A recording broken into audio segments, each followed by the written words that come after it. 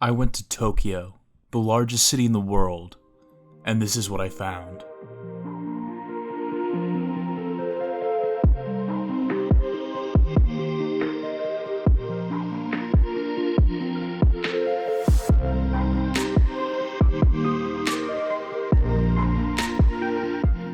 Up to this point, New York City has been my measuring stick for what I consider a massive metropolis to be.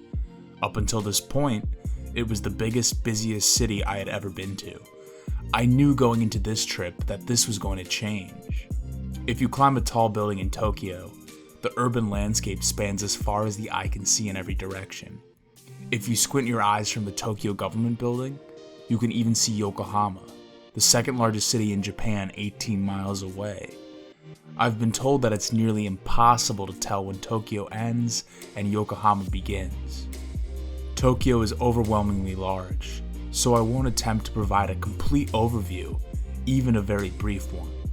Instead, I'm going to tell you what I saw, what I did, and provide you with some personal insights along the way.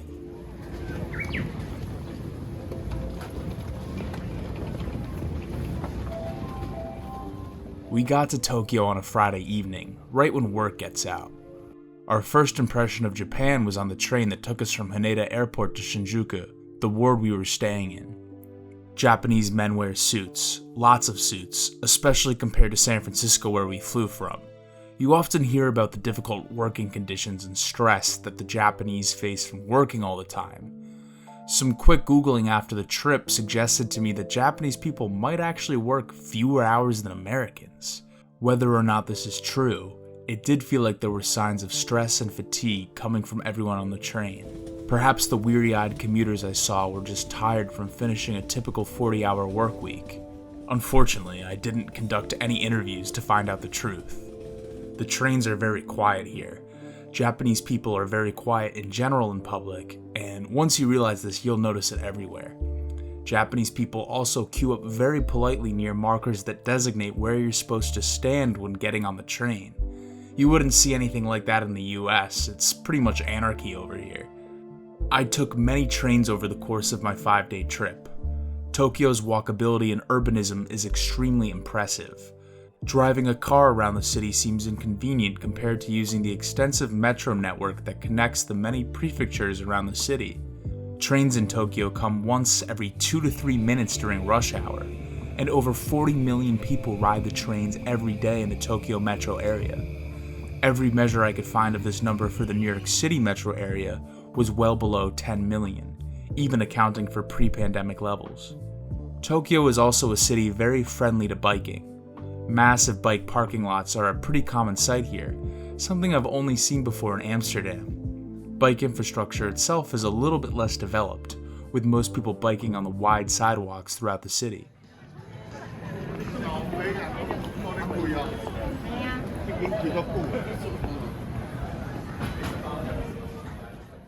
Here's what our hotel in Shinjuku looked like. It was very small, like many things in Japan when compared with the United States. Since we were staying in Shinjuku, our first instinct was to go out to the narrow izakaya streets famous for bars that can fit 5 or 6 people. Nearby, you'll find some of the nightlife that Shinjuku is famous for. You have to watch out though for the Nigerian scammers. They approach you on the street and ask you to come into their bars. Be careful, don't do it.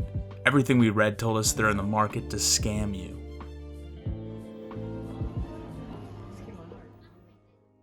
On our first morning in Japan, we headed to Shinjuku Gyoen Garden, a park modeled after some of the more famous gardens in Britain and France. You can actually swipe your transit card on turnstiles to get into the park, which had an admission fee that probably worked out to be about $2. The park was very sparsely attended the morning we visited, but I found it to be very beautiful.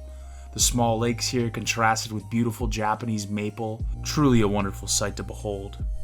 It was on this day that we discovered what would become a favorite food of the trip, omurice. Omurice is basically an omelet with rice in it, and we ordered it with Japanese beef stew on top, really delicious. I was told it was supposed to be a children's meal, but I think adults can eat it too. Later in the day, we climbed up the Tokyo Metropolitan government building in Shinjuku. The Tokyo Metropolitan Government Building is the headquarters of the Tokyo Prefecture government. The Tokyo Prefecture is the third smallest prefecture in Japan by area, but is the most populous of the 47 prefectures, with a population of over 14 million.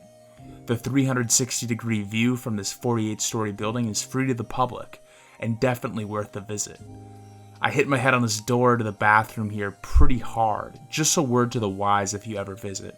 Since I've started mentioning Tokyo geography, I might as well fill you in on a couple things I learned. You'll often hear that the Tokyo metro area has 40 million people. That statistic actually includes 7 of the 47 prefectures, which takes up about 11,000 square miles on the largest Japanese island, Honshu.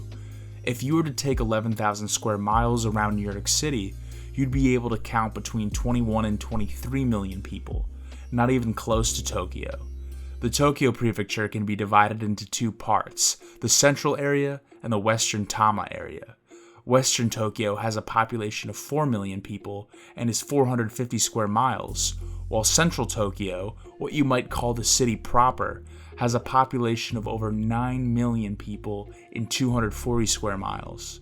Central Tokyo is divided into 23 special wards, each of which functions as their own municipality.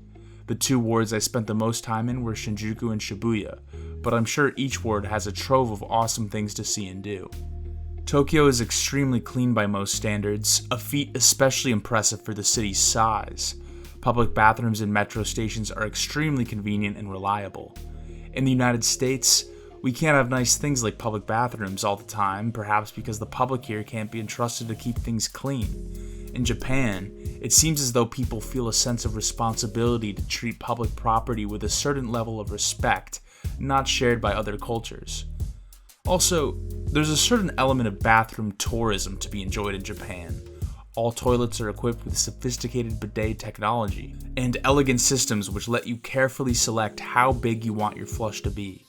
Some even play music if you want, to give you a little extra privacy. Definitely worth a try. Another thing Tokyo gets absolutely right are convenience stores, called konbini in Japan. These stores carry a much wider and more palatable range of foods than their US counterparts. 3 chains of stores stand out above the rest in terms of sheer numbers.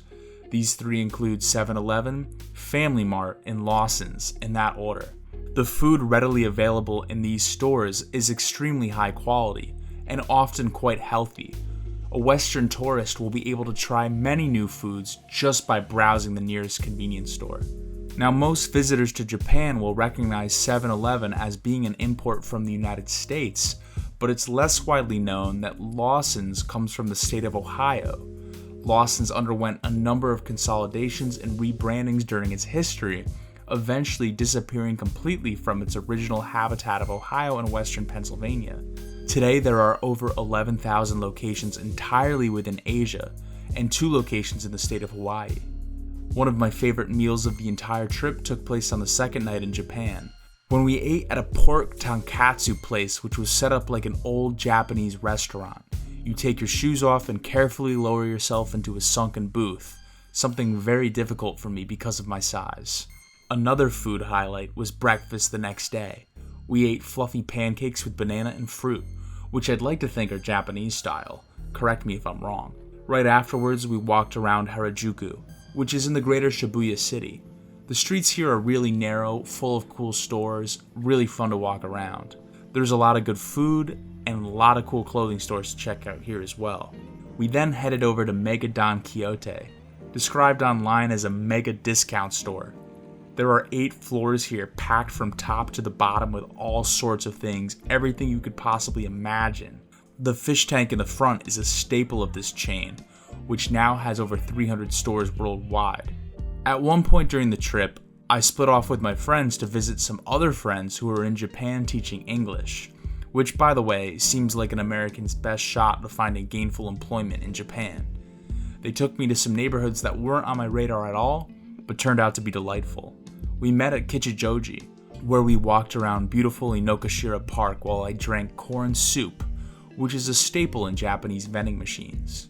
Japanese vending machines, which have been widely praised by American YouTubers in almost every video I've watched, are everywhere. On the first or second day here, I was ecstatic about them. I just bought this royal milk tea with this train card here, the Suica card, and it is hot. It is literally steaming hot out of this vending machine. After being in Japan for a few days, however, I realized that almost all the vending machines in Tokyo seemed to carry the same drinks. There were very few food vending machines, although I will say I did see some sophisticated ones every now and then. Maybe I'm wrong, maybe I don't know how to look for vending machines, but honestly, it got pretty repetitive.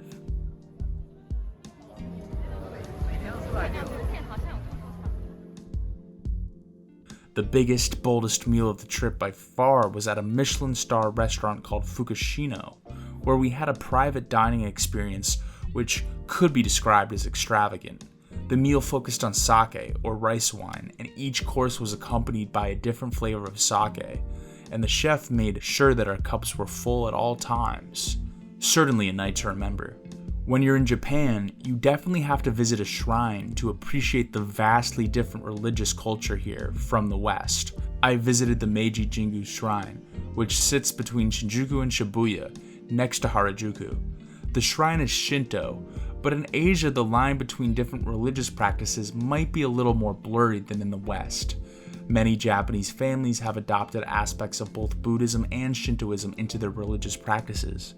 During the 19th century, the Japanese government pushed to remove Buddhist influence from Japanese religious practices and establish Shintoism as a sort of state religion.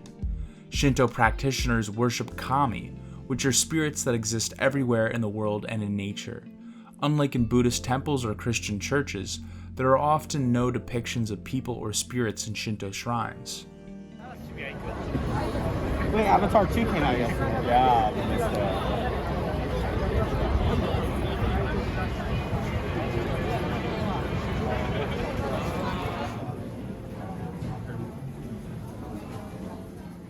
As if one tall building wasn't enough, on our last night in Japan, we went up to Shibuya Sky, which was on top of Shibuya Scramble skyscraper, the 12th tallest building in Tokyo at 750 feet.